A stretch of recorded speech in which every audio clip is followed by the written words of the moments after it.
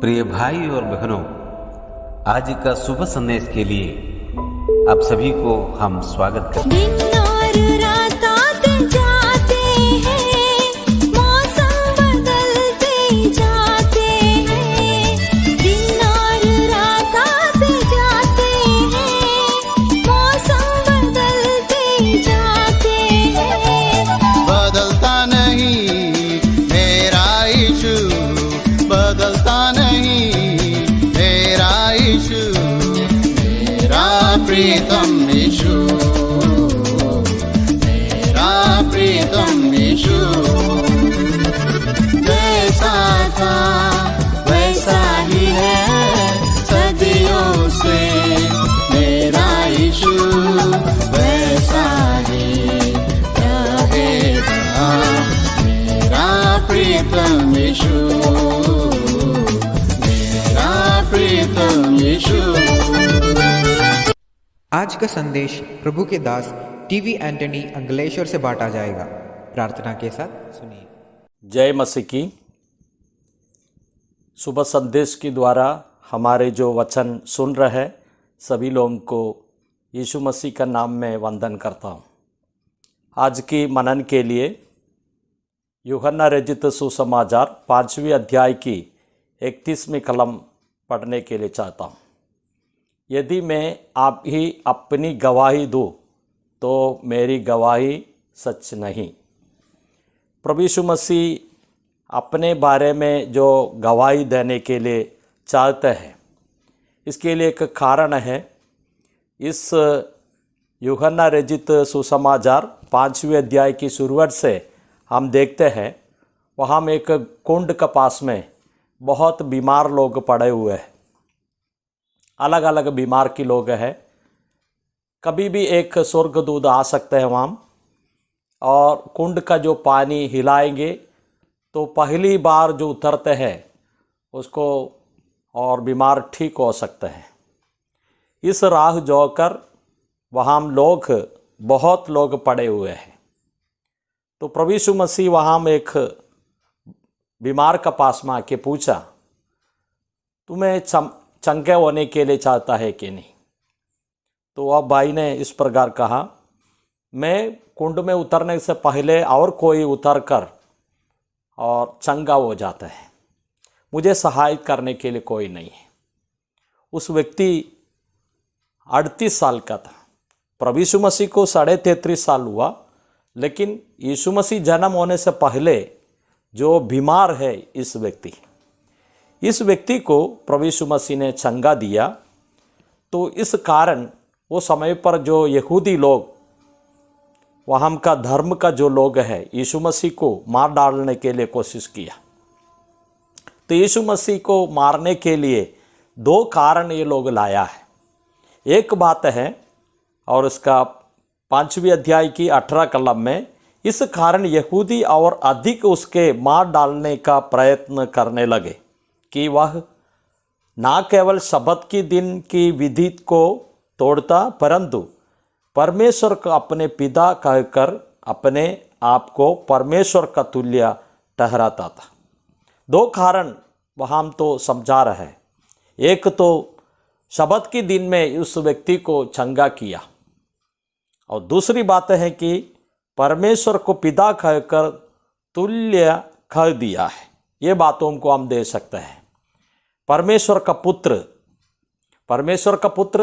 का अर्थ इस प्रकार होता है, परमेश्वर का तुल्य है।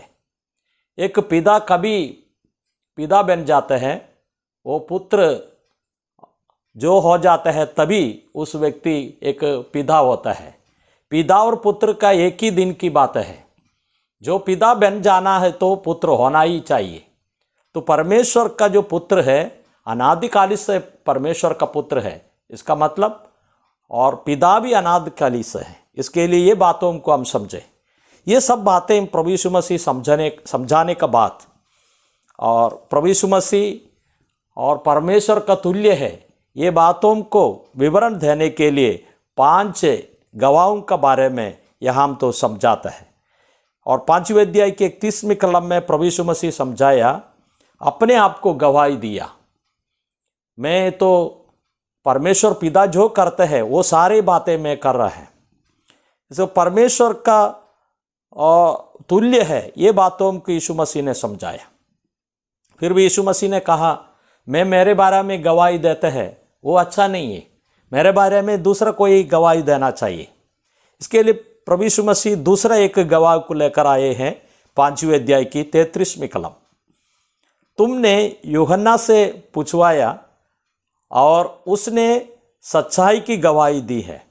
ये यूहन्ना है वो तो यीशु मसीह के बारे में गवाही दिया और यूहन्ना को कहा है कि तुम बपतिस्मा देते रहो। जो कबूतर किसका ऊपर पवित्र आत्मा जो आ रहा है वो परमेश्वर का पुत्र है। तो इस प्रकार प्रभु यीशु मसीह के ऊपर जो पवित्र आत्मा कबूतर का न्याय उतर के आए तो लोगों को कहना लगा ये तो परमेश्वर का पुत्र है।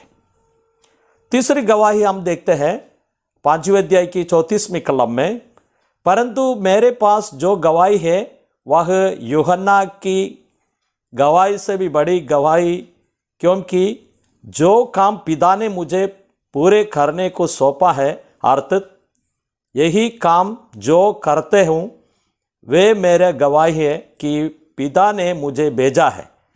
यहाँ हम इस बातों को समझाते हैं। तीसरी गवाही की बात, पिता ने मुझे जो काम दिया है। और प्रभु यीशु मसीह का काम सभी मनुष्य का काम से भी एक अलग बातों को हम दे सकते हैं।